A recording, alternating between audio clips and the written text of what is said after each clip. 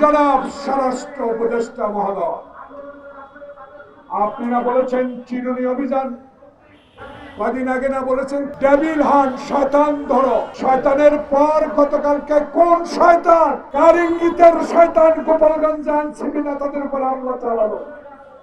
এ হামলা পরিকল্পিত।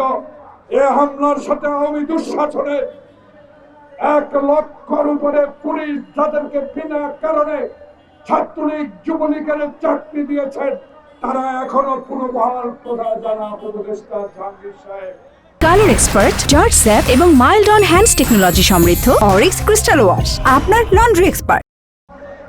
11 মাস অতিবাহিত হলো, এখনো কেন এই আওয়ামী প্রেতাত্মারা এখনো সচিবালয়ে, এখনো কেন বিভিন্ন জেলায়, এখনো কেন থানায় থানায়?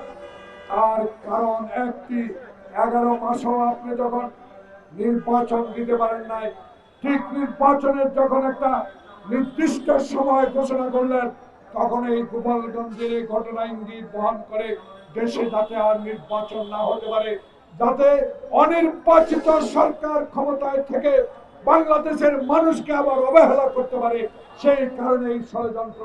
তাই আমরা বিশ্বাস করি বিনা কারণে ওয়ান এলিমেন্ট সৃষ্টি করে তারেক রহমানের মেরুদণ্ড ভেঙে দিয়ে তাকে রাজনীতি থেকে চিরতরে নিঃশেষ করে দেওয়ার হীন প্রচেষ্টা করা হয়েছিল। তাই আল্লাহ নাকে আল্লাহ মারুকে। তাই আপনারা আবার নতুন করে ষড়যন্ত্র শুরু করেছেন। আমি কোন এক নেতাকে উদ্দেশ্য করে বলতে চাই, প্রিয় সাংবাদিক বন্ধুগণ, আপনাদের স্বাধীনতা ছিল, আপনারা কোনো কথা লিখতে পারতেন না, আপনাদের সে সাহস ছিল না। সাহস থাকলেও পরের দিন রিপোর্ট প্রকাশিত হলে আপনাকে নির্মম নির্যাতনের শিকার হতে হয়েছে। এখন এই সরকারের আমলে আপনারা নির্দ্বিধায় লিখতে পারেন।